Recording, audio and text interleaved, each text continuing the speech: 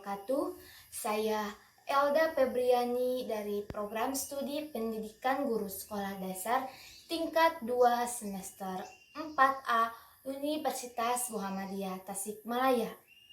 Di video kali ini saya akan membahas mengenai integrasi Islam dan ilmu pengetahuan. Nah, poin-poin yang akan saya bahas ada 3. Yang pertama, hakikat ayat-ayat Allah. Yang kedua, kesatuan antara ayat qauliyah dan ayat kauniyah. Yang ketiga, interkoneksitas antara memahami ayat kauniyah dan ayat kauniyah. Baik, langsung saja kita ke poin pertama, yaitu hakikat ayat-ayat Allah. Nah, Al-Quran mengajak kepada manusia untuk merenungi berbagai kejadian dan benda-benda alam yang dengan jelas menunjukkan kepada keberadaan dan keesaan Allah Subhanahu wa Ta'ala beserta sifat-sifatnya.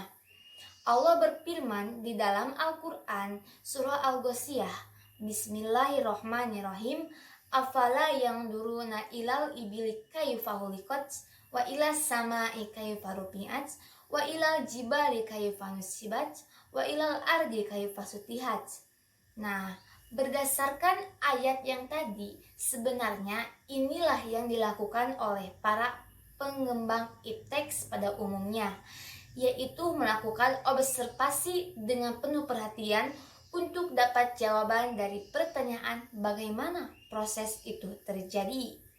Bahkan, memeriksa semesta dapat diartikan membaca ayat Allah yang dapat berinci dan menguraikan serta menerangkan ayat-ayat Al-Quran yang merupakan garis besar. Sebab dalam kitab suci sendiri, alam semesta serta proses yang terjadi di dalamnya sering dinyatakan ayat-ayat Allah. Poin yang kedua ialah kesatuan antara ayat qauliyah dan ayat kauniyah.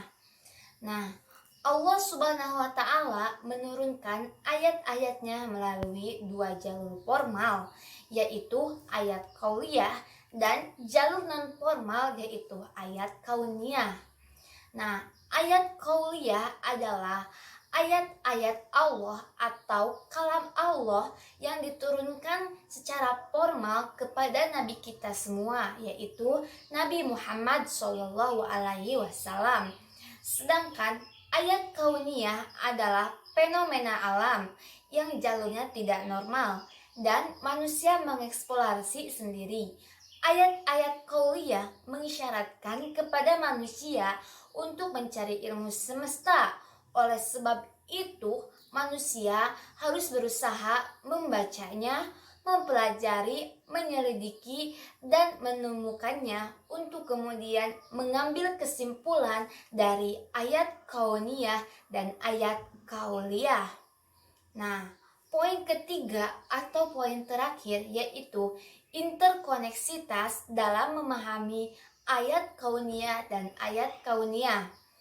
Secara garis besar, Allah menciptakan ayat dalam 2 jalan.